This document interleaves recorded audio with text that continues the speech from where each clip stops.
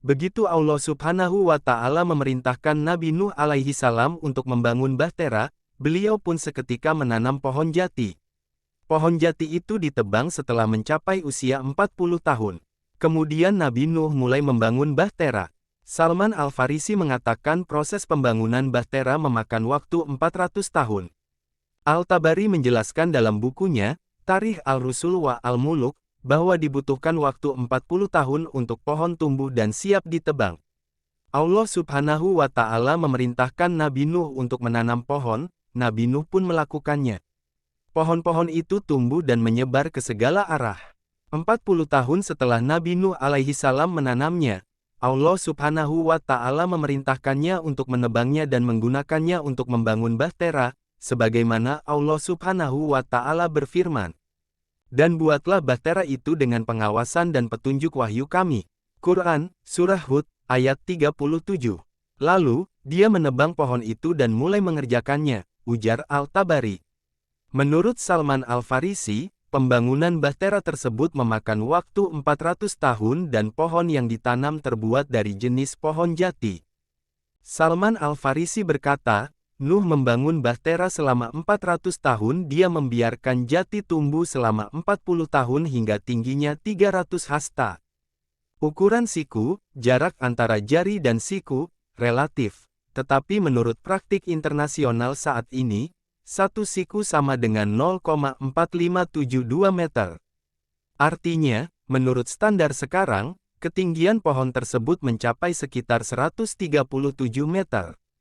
Ibnu Katsir dalam Qasas Al-Anbiya menggambarkan Nabi Nuh membangun bahtera dan akibatnya orang-orang mulai mengejeknya. Ibnu Katsir mengatakan bahwa Nuh memilih tempat di luar kota yang jauh dari laut, mengumpulkan kayu dan peralatan, dan mulai membangun bahtera siang dan malam. Pada saat yang sama, Ibnu Ishaq mengutip Taurat yang mengatakan bahwa para ahli Taurat berasumsi bahwa Allah Subhanahu wa Ta'ala memerintahkan Nabi Nuh alaihi salam untuk membangun perahu dari kayu jati. Dia harus membuatnya miring dan menutupinya dengan ter di dalam dan luar, dan panjangnya 80 hasta dan lebarnya 50 hasta dan tingginya 30 hasta.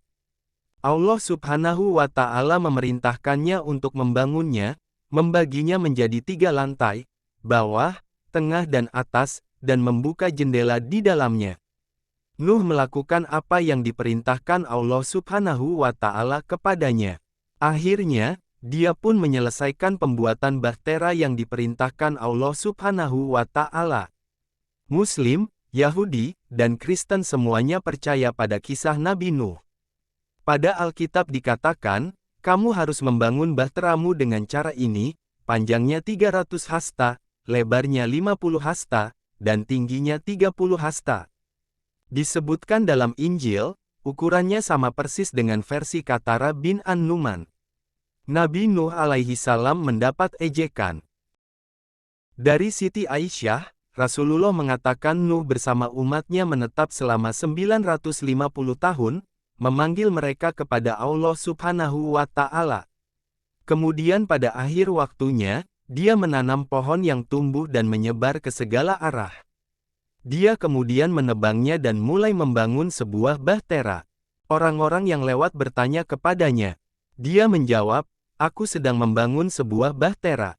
Mereka menertawakannya dan berkata kepada Nabi Nuh alaihi salam, kamu sedang membangun bahtera di tanah kering. Bagaimana bahtera itu berjalan? Nabi Nuh menjawab, kalian akan lihat. Ejekan dari orang-orang terus berlanjut, wahai Nuh, apakah kamu lebih tertarik menjadi tukang kayu daripada menjadi nabi? Mengapa kamu membangun bahtera begitu jauh dari laut? Apakah kamu akan menariknya ke dalam air, atau membiarkan angin mendatangkannya untukmu? Nabi Nuh menjawab, kamu akan tahu nanti siapa yang akan dihina dan disakiti. Ibnu Ishaq berkata, bahwa atas petunjuk Allah Subhanahu wa Ta'ala, Nabi Nuh mulai menebang kayu dan besi tempa untuk menyiapkan bahan pembuatan bahtera, seperti paku dan bahan lain yang hanya diketahuinya. Selama proses pembuatan itu, Allah menjadikan semua wanita mandul sehingga tidak ada anak yang dilahirkan dari kaum Nabi Nuh. Pada saat yang sama, Ibnu Abbas mengatakan bahwa pembuatan perahu dilakukan di Gunung Nut. Mengenai lokasi Gunung Nut, sejarawan Islam Al-Masudi dalam bukunya Muruj ad-Dahab menyatakan bahwa Gunung Nut terletak di Sri Lanka saat ini, tempat dalam banyak catatan di mana Nabi Adam pertama kali diutus ke bumi dari surga.